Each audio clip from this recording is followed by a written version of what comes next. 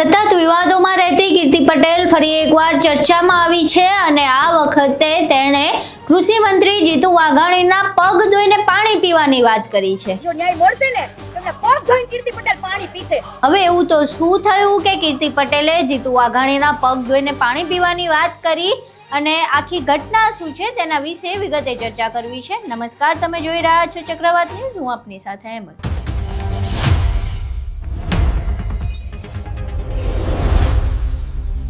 છેલ્લા અનેક મહિનાઓથી આપણે ગુજરાતમાં વીજ પોલની સમસ્યા વિશે વાત કરી રહ્યા છીએ, સાંભળી રહ્યા છે, તેના દ્રશ્યો પણ સામે આવ્યા છે। વીજ પોલની સમસ્યાને લઈને ખેડૂતોએ 15 જૂને એક વિશાળ ટ્રેક્ટર રેલી પણ કરી હતી, જો કે ગાંધીનગર ન પહોંચી શકી, પરંતુ હવે આ તમામ ઘટનાને લઈને સોશિયલ મીડિયા ઇન્ફ્લુએન્સર એવી કીર્તિ પટેલ અને બન્ની ગજેરા મેદાને આવ્યા છે। બન્ની ગજેરા અને કીર્તિ પટેલ બંને ભાવનગર પહોંચ્યા હતા। ભાવનગર કૃષિ મંત્રી જીતુ વાઘાણીના કાર્યાલયે જઈને તેમને આવેદનપત્ર આપ્યું અને 15 દિવસનું અલ્ટિમેટમ આપ્યું છે કે જે પણ ખેડૂતોનો વીજ પોલનો સમસ્યા છે, તેમના વળતરની સમસ્યા છે, તે હલ થવી જોઈએ। જીતુ વાઘાણી કૃષિ મંત્રી છે, તેમના પાસે વિભાગ છે, તેમના પાસે સત્તા છે, એટલે આ કામ એ જ કરી શકે છે। 15 દિવસમાં તેમણે આ અલ્ટિમેટમ આપ્યું છે કે 15 દિવસમાં આ કામ થઈ જવું જોઈએ। જો નહીં થાય તો પછી જેટલા પણ રાજ્યના યુવાનો છે, જે ઇન્ફ્લુએન્સર છે, તેમને ભેગા કરીને ફરી એકવાર અલ્ટિમેટમ આપવા આવશે। પહેલા અહીંયા દ્રશ્યો જોયા જેમાં બન્ની ગજેરા અને કીર્તિ પટેલ બંને જીતુ વાઘાણીના કાર્યાલયે અલ્ટિમેટમ આપવા જાય છે। તમે તાજેતર તમે સાહેબ સુધી અમારો મેસેજ તો પહોંચાડી શકો ને, અને આ સાહેબને તો પહોંચાડી શકો। અમે તમને અલ્ટિમેટમ દેવા આવ્યા છીએ 15 દિવસ સાહેબ, કારણ કે ગુજરાતના ખેડૂતો લડી થાક્યા અને ગાંધીનગર આંદોલન કર્યું, રાજકીય લોકો આવીને રોટલા શેકી ગયા, ખેડૂત ન્યા એનો કાંઈ કોઈ પ્રકારનો ઉકેલ આવ્યો નથી, બરોબર। અમારા ગુજરાતના યુવાનો અને જનરેશનનું એવું માનવું છે કે આપણા કૃષિ મંત્રી જીતુભાઈ વાઘાણી છે, પોતે ખેડૂત પુત્ર છે। હા, તો જીતુભાઈ વાઘાણી વધારે ખ્યાલ હોય કે ખેડૂત પુત્ર છે પોતે બી, બરાબર। અને હવે ખેડૂતો થાકી ગયા છે અને હવે તમામ જે ગુજરાતના યુવા પુત્ર છે હવે એ જાગશે અને લડશે 110%। જ્યાં સુધી ખેડૂતને ન્યાય નહીં મળે ત્યાં સુધી હવે નીચે નથી બેસવાનું। અમે 15 દિવસની રાહ જોશું અને અમને પૂરેપૂરો જીતુભાઈ ઉપર ભરોસો છે અને વિશ્વાસ છે કે ન્યાય યોગ્ય મળશે 15 દિવસમાં। અને આ જો નહીં અપાવે તો પછી અમે લખ્યું છે અંદર આ સોલ્યુશન કૃષિ મંત્રી, ઉર્જા મંત્રી અને રેવન્યુ મંત્રી ત્રણેય અંડરમાં આવે છે, બરોબર। ત્રણેય મંત્રીઓ સારા એવા ભાઈબંધ છે, બરોબર। તો ખેડૂતોના હિતમાં એ સરકાર લક્ષી નિર્ણય કરી શકે એવી અમને પૂરી આશા છે।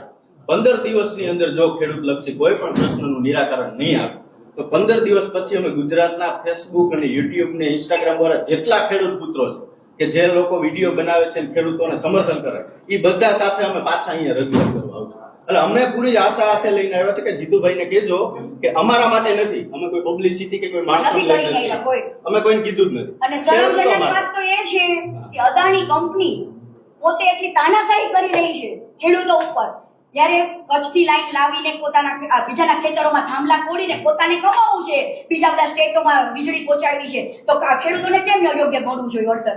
અને કૃષિ મંત્રી કરી શકે દીધા અત્યારે એની પાસે એવો હોદ્દો છે, એની પાસે એવો પાવર છે, એની પાસે એવો બધો આની અંદર છે કે સરકારની તાનાશાહી નથી દેખાતી, અદાણી કંપનીની દેખાય છે અમને લોકોને। અને 110% ન્યાય તો ખેડૂતને મળવો જોઈએ ને મળવો જ જોઈએ। ક્યાંક આ બધા નેતાઓ એની ચાપલુસી કરતા હોય એવું દેખાય, સમજી ગયા? અને બીજા બધા પક્ષના રાજકારણો પોતે રાજકારણના રોટલા શેકી વૈજન ખેડૂતોને ખોટા માર ખવડાવે ને એ હવે નથી થવા દેવાનું।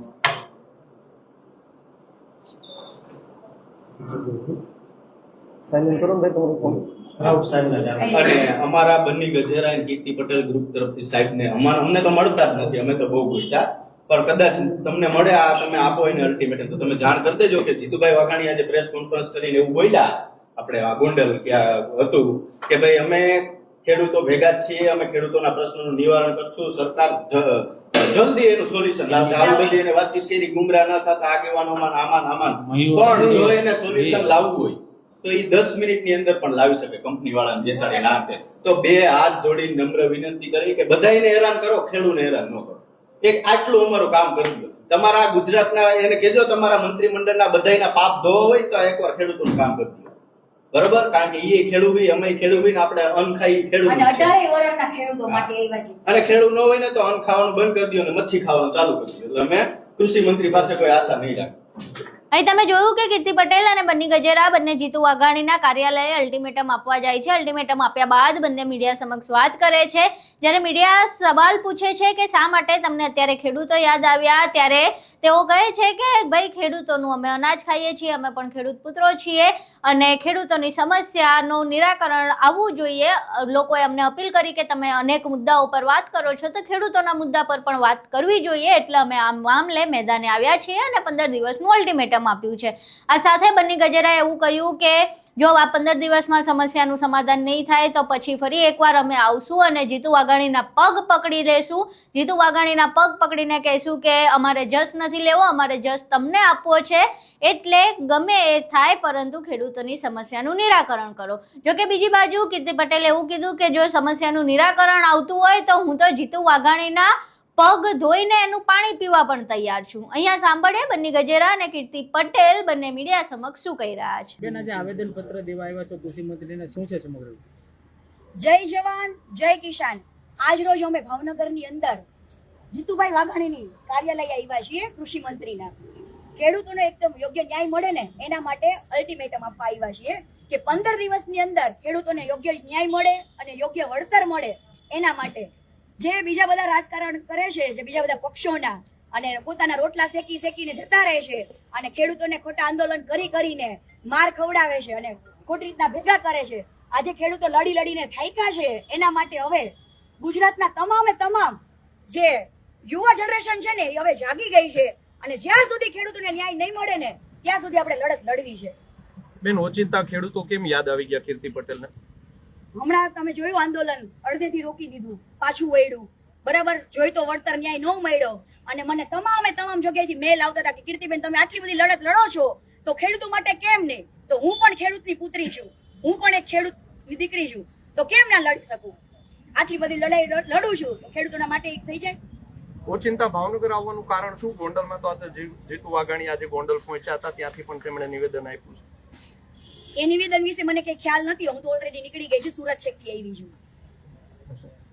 જો માંગ સ્વીકારવામાં નહીં આવે તો અમે લોકો કહું તો છીએ, અંદર લખીને આપ્યું છે, અલ્ટિમેટમ આપ્યું છે કે જો યોગ્ય ન્યાય નહીં મળે તો અમે તમામ સોશિયલ મીડિયાના જેટલા બી સ્ટાર છે, જેટલા બી ખેડૂત પુત્ર છે, યુવાનો છે, એને બધાને લઈને અમે પાછળ રજૂઆત કરશું. અને જીતુભાઈ પોતે ખેડૂત પુત્ર છે, અમને પૂરેપૂરો ભરોસો છે અને ગર્વ છે કે પટેલના દીકરાને જે ખેડૂત પુત્ર છે એને તો પરસેવાની મહેનત ખબર જ હોય. ખેડૂતને જે મહેનતની કમાઈ શું છે, પરસેવાની કિંમત શું છે એ તો યોગ્ય રીતે જાણતા હશે. તો એમને તો ખ્યાલ હોય ને ખેડૂતને ન્યાય મળવો જોઈએ કે ના મળવો જોઈએ. તો અમે લોકો અત્યારે પૂરા વિશ્વાસ સાથે આવ્યા છીએ જીતુભાઈ પાસે કે યોગ્ય ન્યાય ખેડૂતને અપાવશે અને જો નહીં અપાવે તો અમે એમના પગ પકડી રાખશું જ્યાં સુધી ન્યાય નહીં અપાવે ત્યાં સુધી. અમને એક જ આશા છે કે ખેડૂતોનું ભલું હવે આ સિચ્યુએશનમાં કૃષિ મંત્રી એટલે જીતુભાઈ વાઘાણી સિવાય ખેડૂતોનું ભલું થવાનું નથી.